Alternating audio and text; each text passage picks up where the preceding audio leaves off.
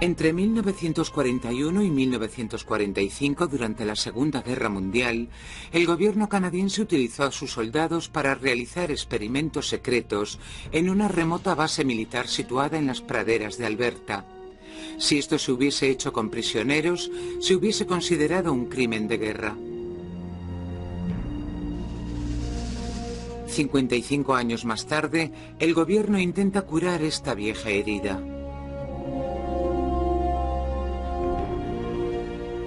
Organiza una ceremonia en honor al grupo de veteranos que lucharon en esta guerra secreta, en la que siempre se negó su participación y en la que sus heridas nunca fueron curadas ni compensadas. La gente no olvida. Yo no he olvidado. Han cambiado las carreteras, pero yo aún sé cómo llegar. Yo iba conduciendo en mi coche con mi mujer, y en cuanto reconocí el lugar empecé a temblar como un flan y me puse muy mal. Mi mujer tuvo que coger el coche y sacarme de allí. No podía conducir, estaba fatal.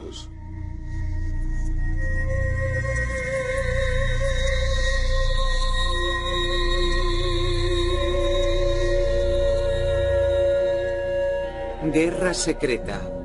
La odisea de los voluntarios de Suffield.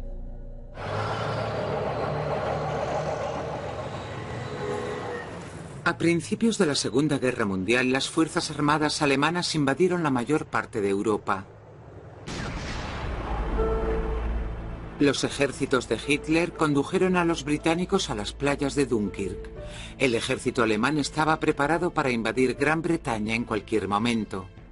Los que sobreviviéramos íbamos a acabar hablando alemán porque los nazis iban a conquistar Norteamérica.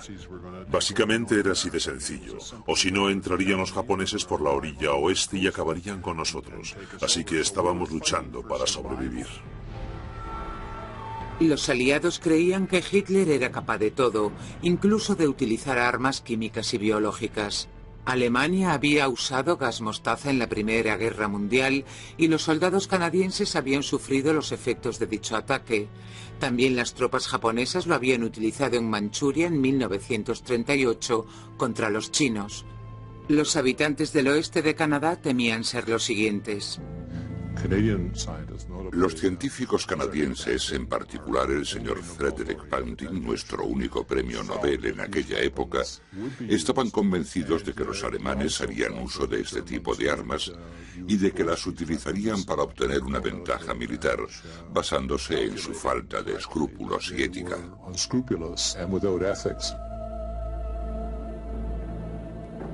Out of this little danger, we pluck this flower safely.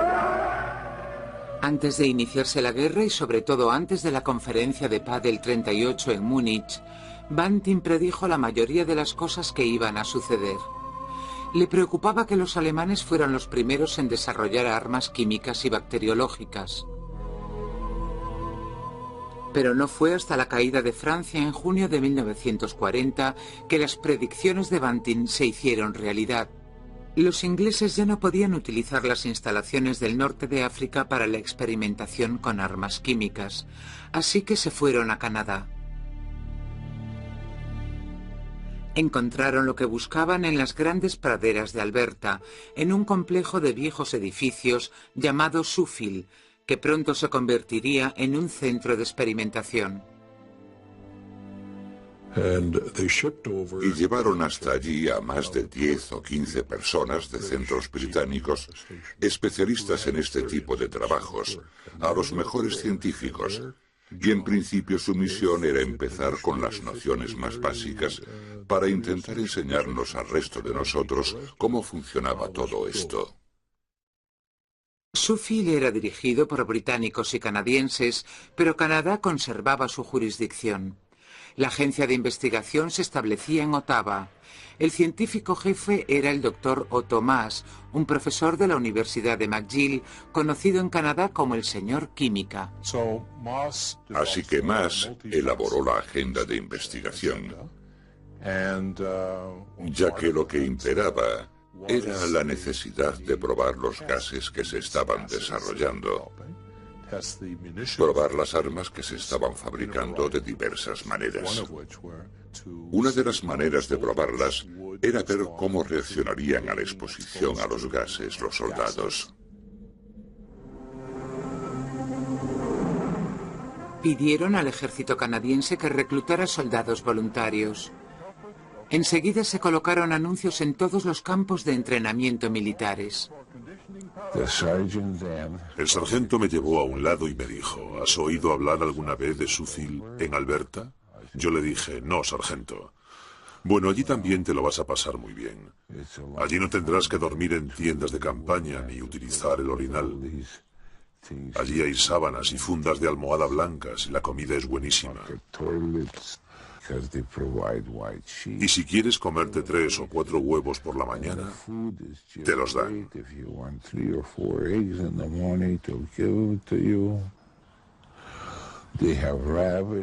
Allí tienen conejillos de indias y cabras, y será solo un mes o así. Necesitamos que vayan voluntarios. ¿Y qué niño de 18 años no se lanzaría a una oportunidad como esa? Sobre todo cuando el sargento te dice: ah, por cierto, te pagarán $1 extra al día. Harvey Friesen mintió sobre su edad para entrar en el ejército a los 16 años. Se enteraron al terminar su curso básico, así que a los 18 volvió a ingresar. Estábamos terminando nuestro curso avanzado cuando colocaron un anuncio en el tablón pidiendo voluntarios para ir a Suffield, en Alberta. Ray Irving también era menor de edad, pero con el permiso de sus padres le dejaron quedarse en el ejército. La mayoría de los que estábamos realizando prácticas nos apuntamos como voluntarios. Escribimos nuestro nombre en la lista. En resumidas cuentas, prácticamente todos los soldados en prácticas vinieron conmigo. Sam Gordon era un chico de granja de Brookfield que realizaba su instrucción militar en Ontario cuando le pidieron que se ofreciese como voluntario en una misión especial. El único incentivo que nos dieron fue más dinero, mejores comidas que, según nos dijeron, serían servidas en manteles blancos y un permiso. Una gran base de investigación militar repleta de administradores y personal médico y científico de una amplia variedad de disciplinas esperaba la llegada de los voluntarios a Suffield, entre ellos al químico Brian Risor. Me propusieron formar parte del personal de Suffield y me dijeron que se trataba de investigaciones de guerra, por lo tanto todo era muy secreto. Me convencieron diciéndome que este era el trabajo perfecto para mí porque acababa de licenciarme en química. Así que con apenas 20 años cogí el autobús y me fui a Suffield. Me dijeron que tenía que firmar un documento que me obligaba a acatar la ley sobre secretos oficiales. Lo firmé y me llevaron al laboratorio de química. En 1941 el centro de experimentación de Suffield estaba listo para empezar a trabajar con todo su personal y voluntarios, hombres jóvenes e inmaduros cuya odisea estaba a punto de comenzar.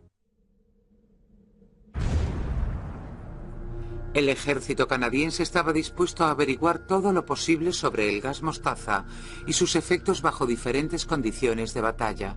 Pero los jóvenes voluntarios no sabían por qué se estaban realizando estos experimentos, ni tampoco qué esperar de ellos.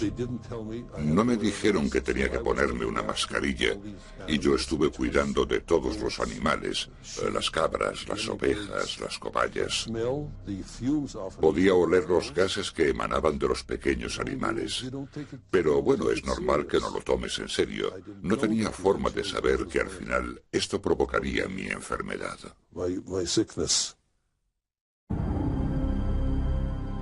Los experimentos fueron llevados a cabo en diferentes lugares. Tenían una cámara de gas de aproximadamente 6 por 12 metros que estaba muy poco iluminada y tenía una puerta en cada extremo. Y de lo que se trataba era de atravesarla sin mascarilla de oxígeno. Y solo se tardaba unos 90 segundos. Así que yo contenía la respiración. Y daba golpes en la puerta del otro lado y me dejaban salir. Corría a los brazos del señor Davis y él me llamaba criatura colonial.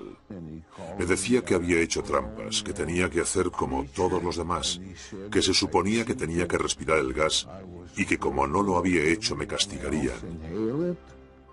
Y tendría que volver a pasar al día siguiente.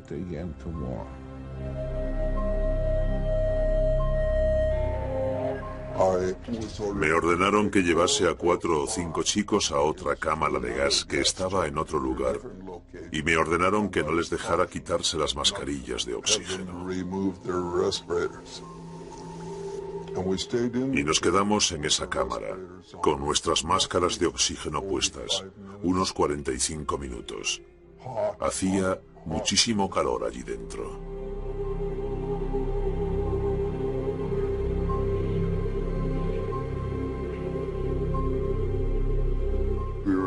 Éramos un grupo de 15 personas. Nos ordenaban formar un semicírculo en el campo. Entonces soltaban el gas mostaza y tenías que quedarte quieto en medio de todo ese vapor. Llevábamos puesta una mascarilla de oxígeno, así que no inhalábamos el gas mostaza. Esto duraba unos 15 minutos. Luego nos subíamos en un camión, nos llevaban a un edificio y nos metían en una habitación bastante fría en la que teníamos que llevar puesto nuestro mono militar de lana. Lo más preocupante de todo era que al terminar los experimentos te decían que te quitaras la mascarilla de oxígeno. Y durante la media hora siguiente, en el camino de vuelta al campamento, y durante la hora que nos pasamos en la celda experimental, y la otra media hora en la cámara de calor, estábamos inhalando estos gases.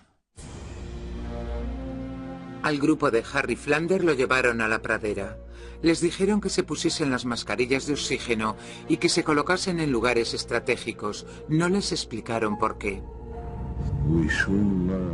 Al oír el ruido de un avión, enseguida nos dimos cuenta de que nos estaban rociando con gas vesicante. Los científicos que estaban a cargo del experimento se alejaban en coche mientras el avión volaba por encima de nosotros y al anochecer volvían para examinarnos uno a uno.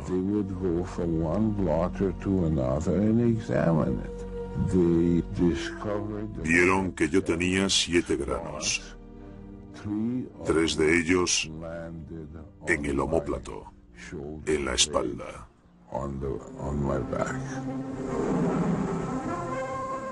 El ejército aseguró a los voluntarios que probablemente no se produciría ningún daño personal como consecuencia de los experimentos. Pero en la mayoría de los casos provocaron en los soldados todo tipo de síntomas y heridas tanto leves como graves. Por la noche a todos nos empezó a doler mucho el cuerpo y nos salieron grandes ampollas que supuraban agua. Teníamos el cuero cabelludo, las axilas, la ingle y todas nuestras partes íntimas llenas de quemaduras. A la mañana siguiente nos llevaron al hospital de la base donde estuvimos 5 días ingresados. Pensar que tras haber sido expuesto a gas mostaza o a cualquier otro tipo de gas no exista posibilidad de sufrir un daño físico es algo totalmente absurdo.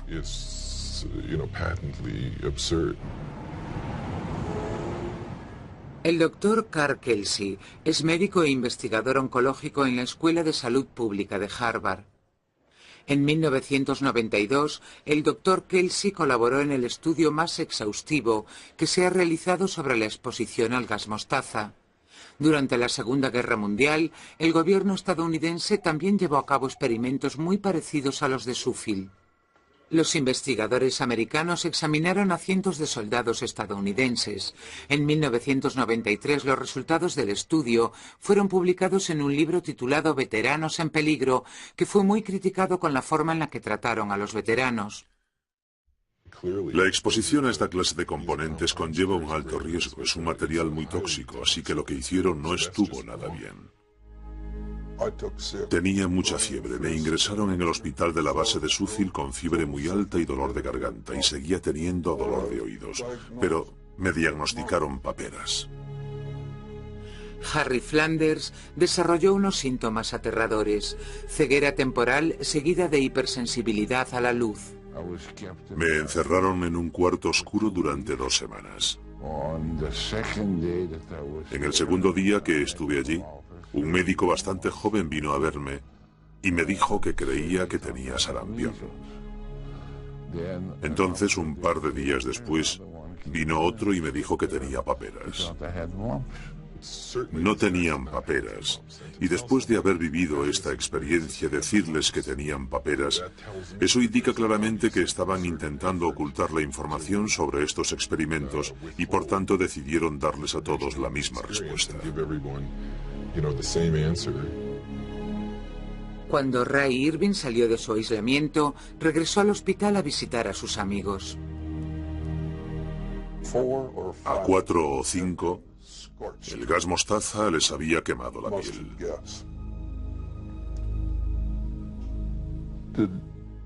Describir sus heridas me resulta prácticamente imposible. Uno de los chicos se quitó parte del vendaje de la zona de la ingle para que yo pudiese verlo. Cuando se quitó los vendajes, su piel, lo diré por su propio nombre, su prepucio, estaba cerrándose en la punta de su pene y se lo habían cortado ya 3 o 4 veces para soldarlo en varias operaciones de cirugía.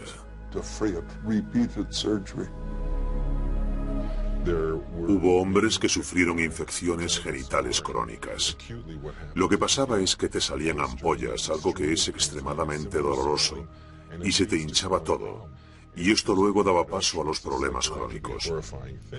Te dañaba el aparato reproductor, y esto es algo horrible psicológicamente, es una de esas cosas sobre las que nunca hablarías.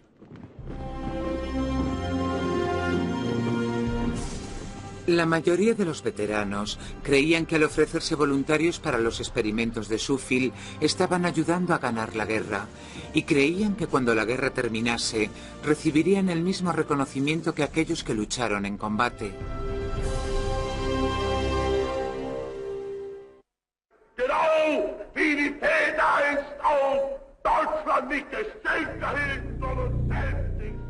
En 1941, los aliados temían una victoria alemana. Este temor influyó en sus decisiones, aumentando su determinación por iniciar una guerra química y biológica. Si usar a seres humanos en su experimentación con gas mostaza suponía un dilema moral para los líderes políticos y militares, se autoconvencían pensando que no les estaban pidiendo mucho más que a los soldados en el frente de batalla. El mundo estaba en guerra y la Alemania nazi estaba ganando mucho terreno. Hubo momentos en los que hablábamos entre nosotros sobre lo que ocurriría si Gran Bretaña fuese derrotada y decidiesen venir a Canadá.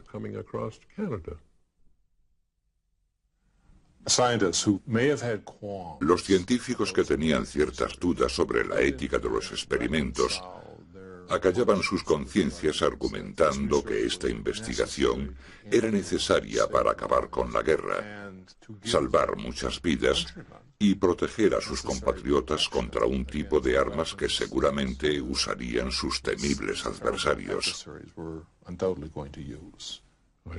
Yo no tenía la sensación de haber matado a nadie.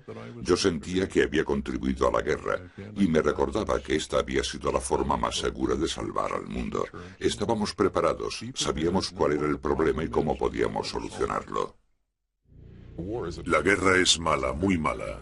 Y si pretendes atacar a un enemigo usando considerables cantidades de gas mostaza, realmente necesitas proteger a la gente. Y en ese aspecto creo que podría ser defendible el considerar la experimentación con humanos. La mayoría de los voluntarios estarían de acuerdo con esto, pero fue la manera en la que se llevó a cabo el programa lo que causó tanto dolor y sufrimiento. Claro que teníamos miedo. porque nosotros no sabíamos en lo que nos estábamos metiendo. Si lo hubiésemos sabido, quizás podíamos haber estado más preparados o quizás hubiésemos aceptado. Pero no sabíamos nada y de repente nos empezaron a hacer todas aquellas pruebas. No hay mucho más que pueda contarles, fue una sensación horrible.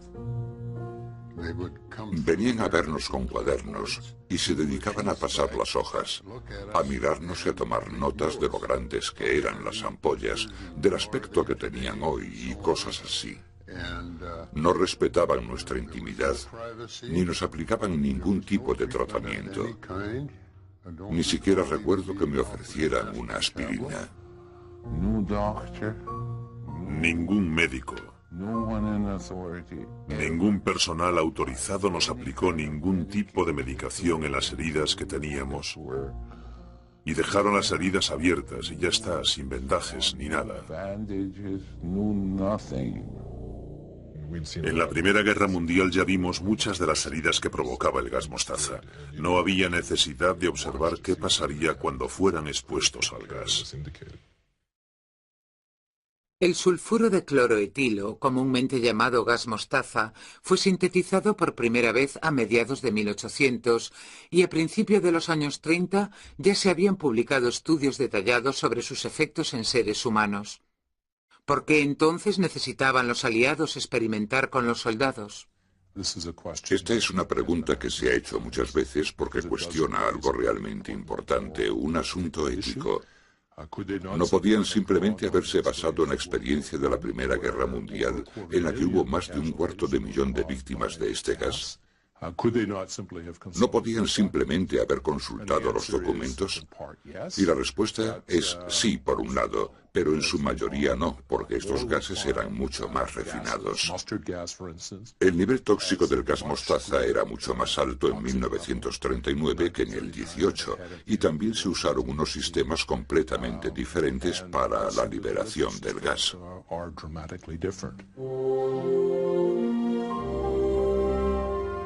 Al término de la guerra, ninguna de las partes había utilizado armas químicas, pero esto no significaba que el miedo al gas mostaza hubiese sido exagerado.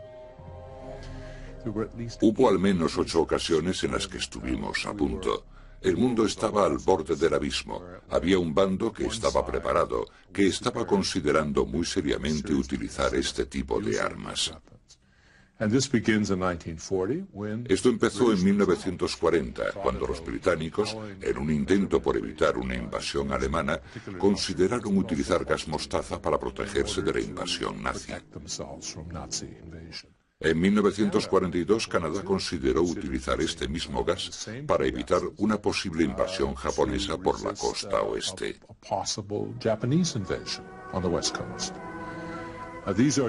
Estas eran medidas defensivas, aunque hubo otros casos en los que se consideraron como medidas de ataque y toma de represalias.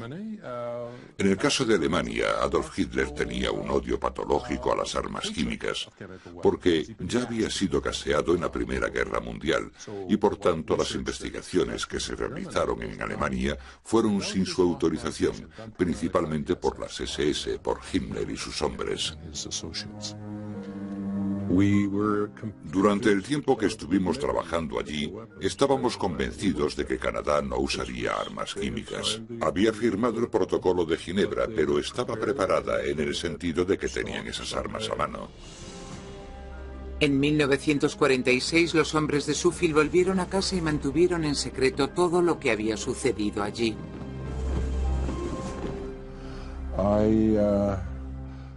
No me di cuenta que realmente estaba manteniendo un secreto. Simplemente estaba esperando porque nos dijeron que 7 años después de la guerra se levantaría el secreto oficial, pero eso nunca pasó. No pensé que tuviese mucho sentido contárselo a nadie. No sé qué hubiese ganado con contarlo. Sé de otros. Me enteré de que otros compañeros que estuvieron en el extranjero también habían pasado por eso y tampoco parecían querer hablar sobre el tema. Así que no podría explicar por qué lo hice. No creí que fuera necesario. No hablaron sobre ello porque eran soldados. Ellos no firmaron un documento que les obligara a acatar la ley sobre secretos oficiales, como en el caso de los científicos. Pero a pesar de que la guerra ya había terminado, para muchos de los veteranos de Suffield su batalla acababa de empezar.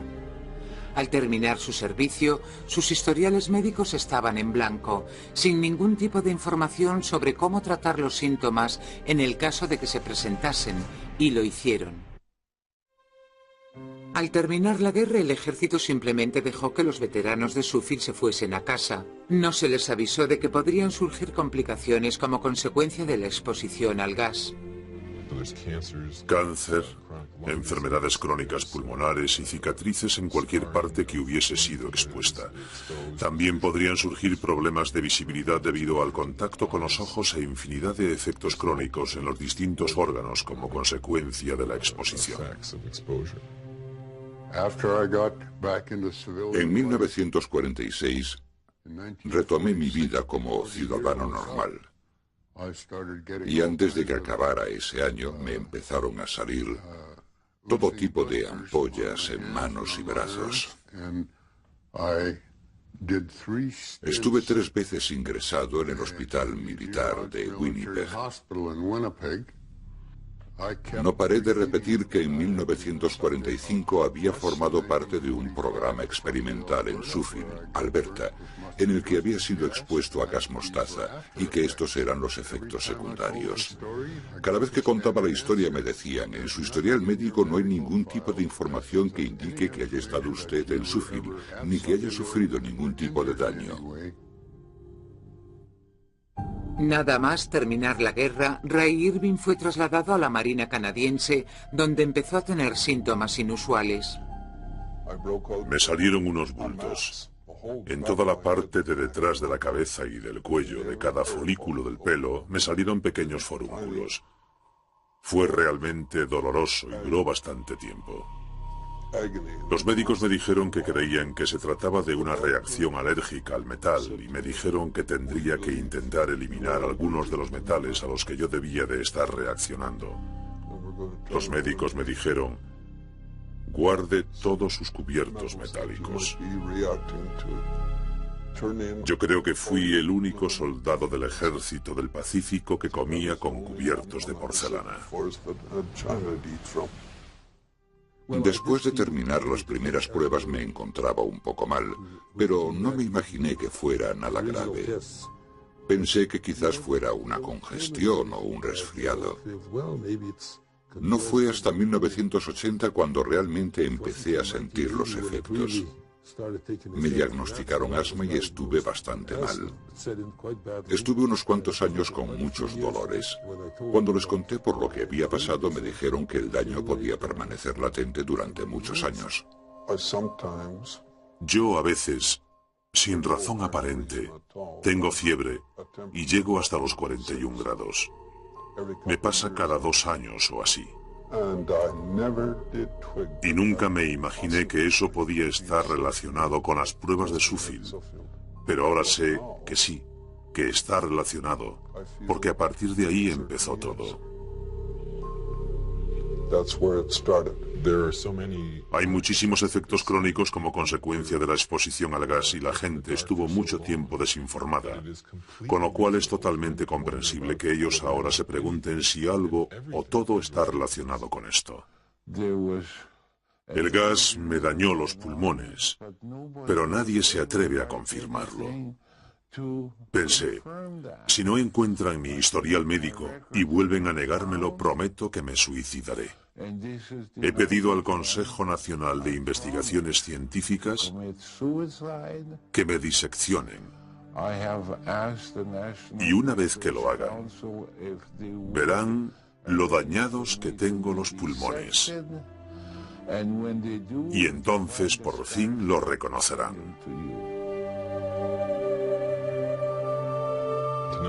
Para ellos debió de ser horrible no haber sido informados de la naturaleza y las consecuencias de la exposición.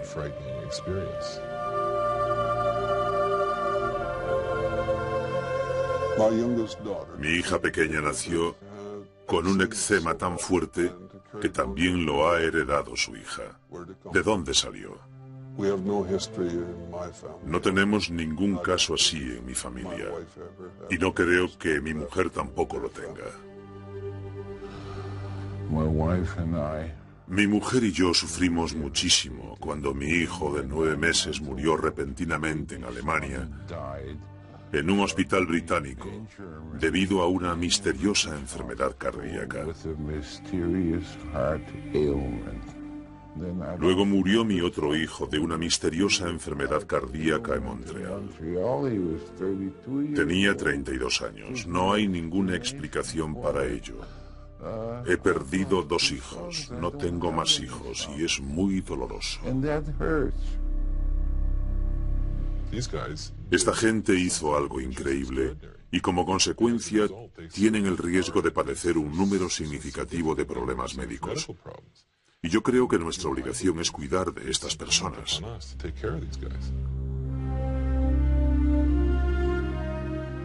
Aunque cada vez más veteranos decidieron informar a sus gobiernos de sus problemas, todos experimentaron las mismas dificultades para probar que habían estado allí, que habían sido heridos y que existía una conexión entre aquellas heridas y sus problemas de salud. Ha sido muy difícil para nosotros. Hasta 1990 no empezaron a dar compensaciones económicas y tratamientos a aquellos veteranos que lo necesitaran, pero esto aún no ha terminado. Si decides llevar a cabo esta clase de experimentos, si le haces esto a la gente, creo que es muy importante asumir la responsabilidad de lo que les ocurra a estos hombres. Has de hacerlo de manera ética, razonable y compasiva. Cuando acabó la guerra, los informes fueron guardados bajo llave en algún almacén. Su secretismo ha evitado que los investigadores hayan podido tener acceso a los informes. Creo que el ejército, y aquí incluyo al ejército canadiense, tenía una obsesión enfermiza por mantener ciertas cosas en secreto. Les beneficiaría sacar a la luz esas historias y permitir a los historiadores examinar las pruebas. Porque si no, al no existir pruebas, en estos casos se suele pensar lo peor.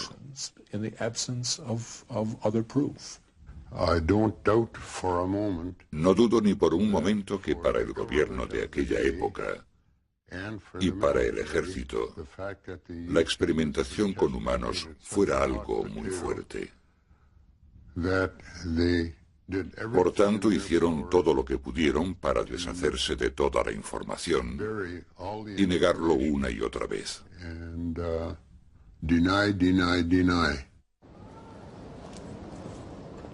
Aunque el gobierno canadiense hubiese estado dispuesto a admitir la realización de estos experimentos y a tratar los problemas de los veteranos, estos aseguran que no existe una lista de los más de 2000 voluntarios de Suffield.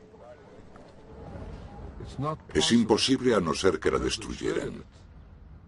Porque cuando yo empecé a buscar un reconocimiento y una pensión, escribí cartas a Suffield y me respondieron diciéndome que yo nunca había estado allí. En la segunda carta me dijeron que quizás había estado allí, pero que no me habían sometido a ningún experimento. En la tercera me dijeron que en el caso de que me hubieran sometido a algún experimento, habría sido solo con gas lacrimógeno, no con gas mostaza. ¿Para qué me habrían llevado allí para experimentar con gas lacrimógeno? Sabían de sobra que con estos experimentos estaban hiriendo a muchos soldados canadienses. Debían de haberles realizado al menos un seguimiento. Eso fue lo más injusto de todo. Toda la culpa no es del sistema, ni del gobierno, ni del ejército. Pero mientras pasan por este largo y doloroso proceso para establecer de quién es la culpa, siguen teniendo una obligación con los individuos porque si, por ejemplo, hoy en día alguien entra sano en un quirófano y sale enfermo, hay que responder ante esa persona. El individuo no tiene que demostrar que lo que le pasó en Croacia o donde fuera provocó esto. Esto es un principio básico. No se trata solamente de que respondan los jefes del Estado Mayor. También es asunto del ministro de Defensa, del gabinete y del primer ministro. Ante una respuesta militar, el gobierno tomará cartas en el asunto. Entonces, realmente, ¿quién debería responsabilizarse de esto? Aquellos que elegimos para que formen nuestro gobierno. Los tratamientos y las compensaciones económicas deberían haber sido las mismas que las de otros veteranos de guerra. A todos los veteranos de Suffield se les negó este derecho. La balanza no estaba equilibrada, pero podría haberse equilibrado después de la guerra.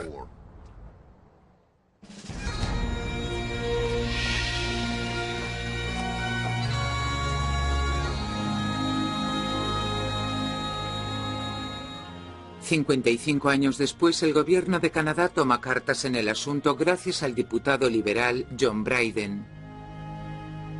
El 5 de mayo de 2000 se celebró un acto en Suffield en honor a los veteranos de guerra y a las viudas de los fallecidos. No existe una lista exacta de los voluntarios que siguen aún con vida, pero de los cerca de 60 que se conocen, 20 pudieron hacer el viaje. Cuando se enteraron de que el ministro de Defensa, Art Eggleton, les recibiría y se reuniría con ellos, albergaron la esperanza de que al fin se empezaran a tratar sus problemas.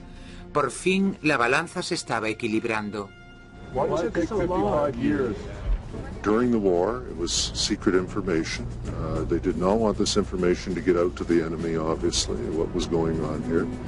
During the Cold War and the prospect of chemical and biological weaponry perhaps being used on another occasion, it was determined that it wasn't the appropriate thing to do. Do you think the compensation that we have in place for that sort of thing is... I don't administer it. I'm the Department of National Defense. The Department of Veterans Affairs does that. I know, as I said a moment ago, the Minister of Veterans Affairs, George Baker, wants to make sure that we do give people the best compensation we can so that they can live a life of dignity. La indignación de muchos veteranos es que incluso hoy en día tienen que suplicar y luchar para poder recibir un tratamiento y una compensación económica. Pero ahora su lucha es un poco menos solitaria, ya que desde mediados de los 90 los veteranos han estado compartiendo sus secretos de guerra.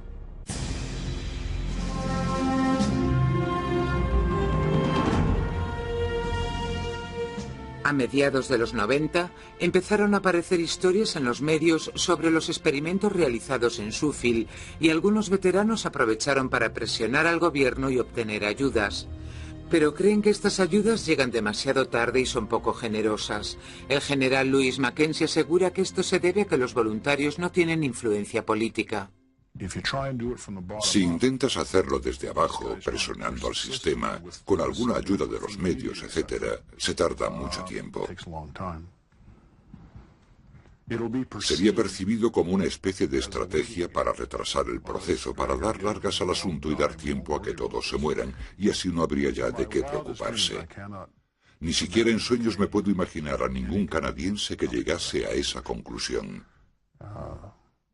Me sentiría muy avergonzado de un sistema que fuese capaz de hacer eso, y estoy convencido de que este no es el caso. Pero sí que se necesita un empujón. Hay que convencer a alguien que esté arriba para que las cosas empiecen a funcionar.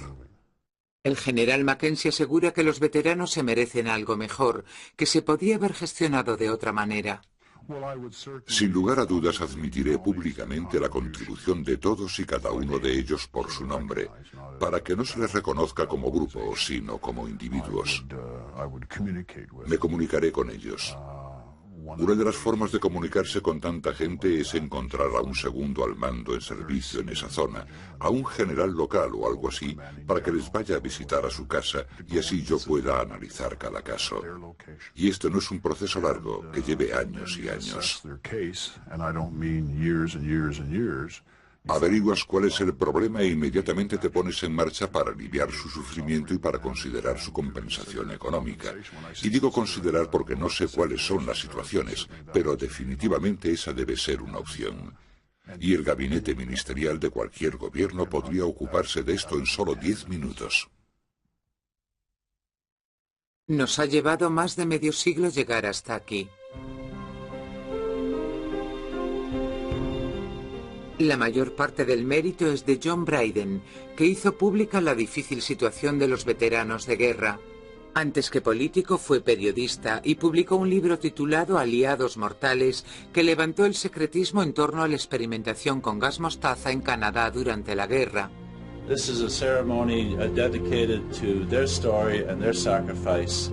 I'd like to present the Minister of National Defence, Art Eggleton. This willingness to put service before self, to accept risk for the greater good of fellow Canadians, demands our recognition, our admiration, and our thanks. That is why we are here today. These people bravely stepped forward in the effort to save thousands of others from agonizing wounds and even death.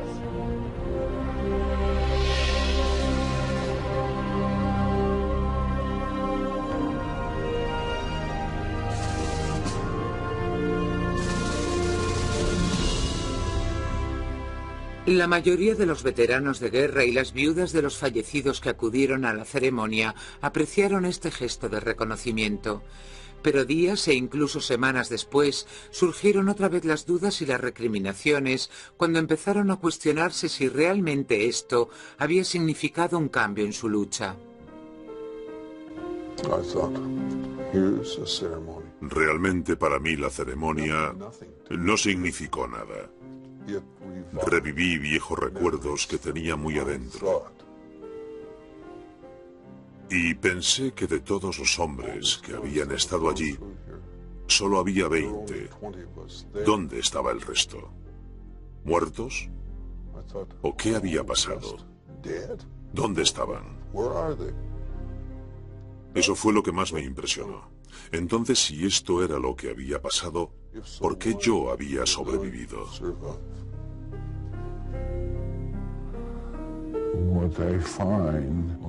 Lo que me pareció raro e incluso vergonzoso es que nos diesen un trozo de papel, que es la cosa más barata que hay en el mundo, con unas palabras escritas que no significaban nada para mí, como veterano de guerra. Y ni siquiera tuvieron la decencia de poner nuestros nombres en cada uno de los certificados. Ni siquiera el científico Brian Risor, que fue el encargado de dirigir las investigaciones en Sheffield de 1968 a 1971, estaba satisfecho con el gobierno. ¿Qué pasaría si a los 15 o 20 civiles que no estábamos de servicio militar y no firmamos ningún acuerdo escrito nos matasen o sufriéramos el resto de nuestras vidas? Creo que también nos merecemos estar en esa placa y no estamos. Para mí, poder encontrar el informe con los nombres de los 2000 hombres que estuvieron allí, descubrir si siguen con vida y si no siguen con vida, encontrar a sus mujeres, a sus familias para que puedan recibir algún tipo de compensación, para mí eso sería el mejor final.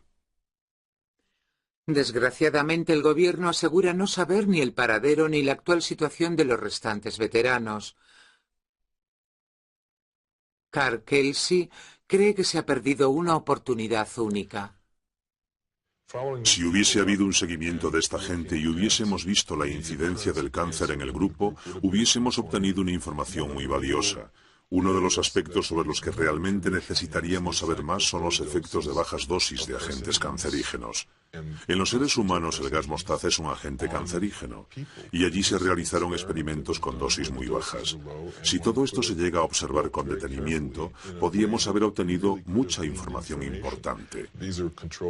Fueron experimentos controlados realizados con seres humanos y la mayoría de ellos se hicieron para nada, muy pocos sirvieron. Así que en realidad podíamos haber aprendido mucho de esto, pero no lo hicimos. Es una desgracia, realmente es algo espantoso. Estos tíos lo arriesgaron todo. Les dijeron que no se lo contaran a nadie y luego les ignoraron. Fue un experimento en toda regla porque duró 50 años. Para mí, son héroes. Paradójicamente, después de todo lo que han pasado, ninguno de estos hombres se arrepiente de haber estado allí. De hecho, al igual que los soldados que se enfrentaron al enemigo en las líneas de batalla, están orgullosos de haber luchado en su pequeño rincón de la guerra. Estoy orgulloso de poder haber servido a mi país a pesar de que esto ha supuesto un montón de sacrificios. Cuando mires atrás tienes que pensar que tu vida ha valido la pena y Suffield fue parte de ella. Yo estaba totalmente orgulloso de llevar mi uniforme y servir a mi país. Y fui a todos los lugares que me ordenaron para servir a la patria.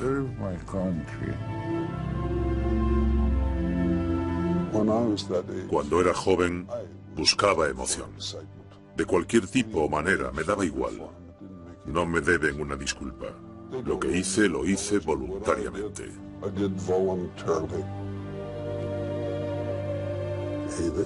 Nosotros somos canadienses. Todo el mundo tuvo que tomar parte en algo. Yo no estaba recuperado, así que me retiraron del servicio militar y me llevaron de vuelta a la granja, porque querían que nosotros llevásemos una vida normal. Así que nunca fui al extranjero. Pero en esa época yo hice todo lo que me dijeron, porque era joven, ingenuo y atrevido. El gas mostaza fue sintetizado por primera vez hace más de 100 años. La mayoría de la gente sabe que fue un arma química de la Primera Guerra Mundial, pero como atestigua nuestra historia, también jugó un papel secreto en la Segunda Guerra Mundial.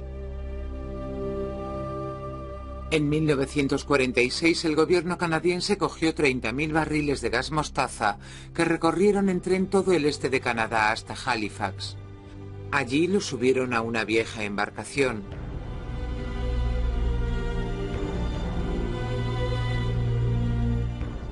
Los llevaron al mar y los hundieron con la artillería de los buques de guerra.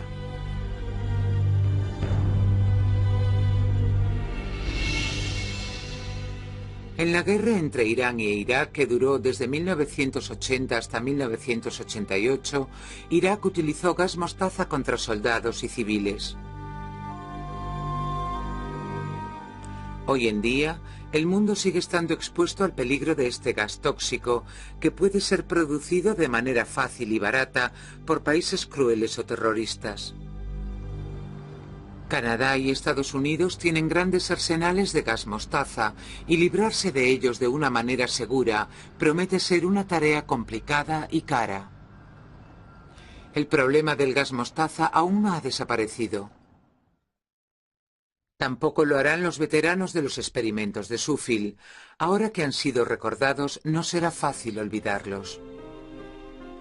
Los voluntarios de Suffield no murieron en territorio extranjero enfrentándose a un enemigo al que podían ver. Lucharon una larga y prolongada batalla contra la autocomplacencia, el secretismo y un gobierno que no parecía interesado en ellos. Su placa conmemorativa dice así: en reconocimiento a aquellos que sufrieron para evitar que sus compañeros de armas experimentasen el horror de una guerra química. Ellos también sirvieron a la patria. Quizás debería añadirse a esta placa: ellos también sirvieron a la patria en secreto, con valor y paciencia. La odisea de los voluntarios de Sufil.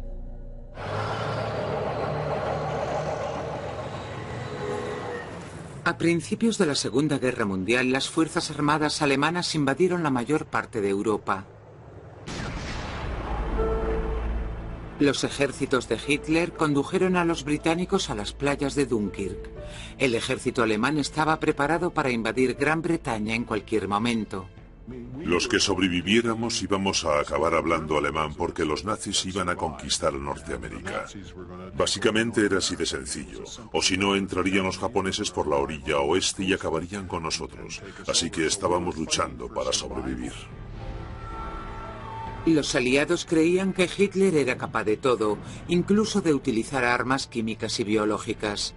Alemania había usado gas mostaza en la Primera Guerra Mundial y los soldados canadienses habían sufrido los efectos de dicho ataque. También las tropas japonesas lo habían utilizado en Manchuria en 1938 contra los chinos. Los habitantes del oeste de Canadá temían ser los siguientes. Los científicos canadienses, en particular el señor Frederick Banting, nuestro único premio Nobel en aquella época, estaban convencidos de que los alemanes harían uso de este tipo de armas y de que las utilizarían para obtener una ventaja militar, basándose en su falta de escrúpulos y ética.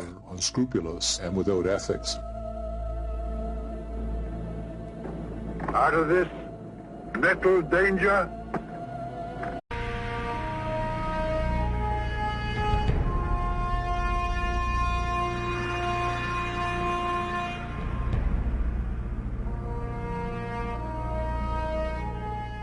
Entre 1941 y 1945, durante la Segunda Guerra Mundial, el gobierno canadiense utilizó a sus soldados para realizar experimentos secretos en una remota base militar situada en las praderas de Alberta.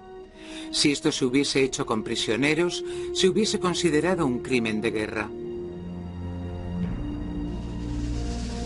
55 años más tarde, el gobierno intenta curar esta vieja herida.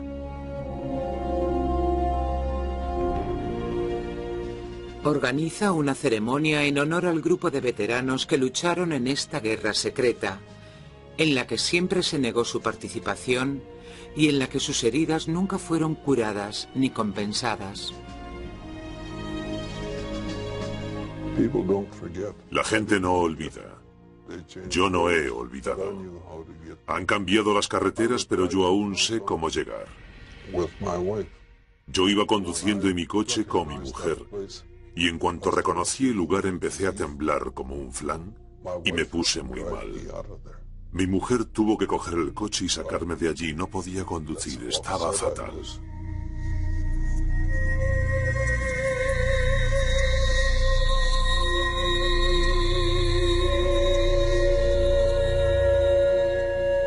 Guerra secreta. we plucked this flower safely. Antes de iniciarse la guerra y sobre todo antes de la conferencia de paz del 38 en Múnich, Banting predijo la mayoría de las cosas que iban a suceder. Le preocupaba que los alemanes fueran los primeros en desarrollar armas químicas y bacteriológicas. Pero no fue hasta la caída de Francia en junio de 1940 que las predicciones de Banting se hicieron realidad. Los ingleses ya no podían utilizar las instalaciones del norte de África para la experimentación con armas químicas, así que se fueron a Canadá. Encontraron lo que buscaban en las grandes praderas de Alberta, en un complejo de viejos edificios llamado Sufil, que pronto se convertiría en un centro de experimentación. Y llevaron hasta allí a más de 10 o 15 personas de centros británicos, especialistas en este tipo de trabajos, a los mejores científicos. Y en principio su misión era empezar con las nociones más básicas para intentar enseñarnos al resto de nosotros cómo funcionaba todo esto. Sufil era dirigido por británicos y canadienses, pero Canadá conservaba su jurisdicción. La agencia de investigación se establecía en Ottawa. El científico jefe era el Dr. Otto Maas, un profesor de la Universidad de McGill, conocido en Canadá como el señor Química. Así que Maas elaboró la agenda de investigación. Edad para entrar en el ejército a los 16 años. Se enteraron al terminar su curso básico, así que a los 18 volvió a ingresar. Estábamos terminando nuestro curso avanzado cuando colocaron un anuncio en el tablón pidiendo voluntarios para ir a Suffield, en Alberta. Ray Irving también era menor de edad, pero con el permiso de sus padres le dejaron quedarse en el ejército. La mayoría de los que estábamos realizando prácticas nos apuntamos como voluntarios. Escribimos nuestro nombre en la lista.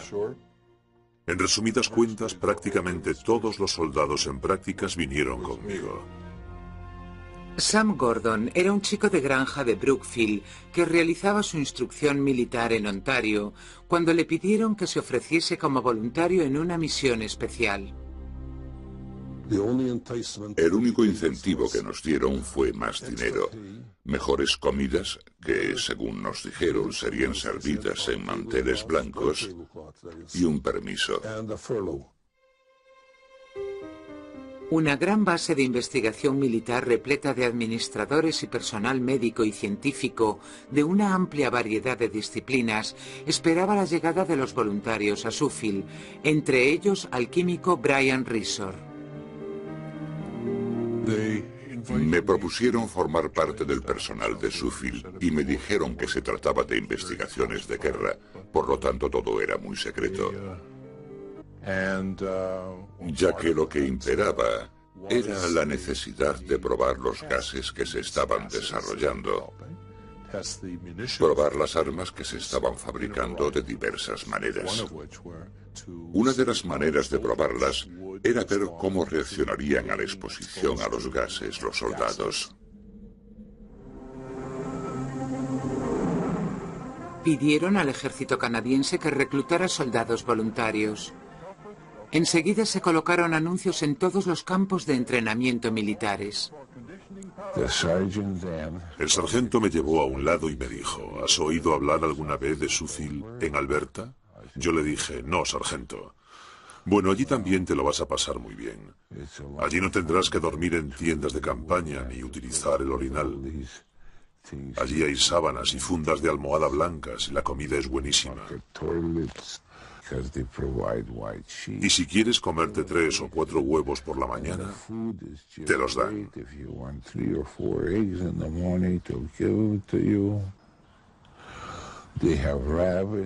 Allí tienen conejillos de indias y cabras, y será solo un mes o así. Necesitamos que vayan voluntarios. ¿Y qué niño de 18 años no se lanzaría a una oportunidad como esa?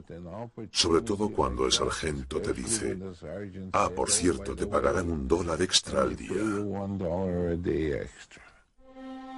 Harvey Friesen mintió sobre su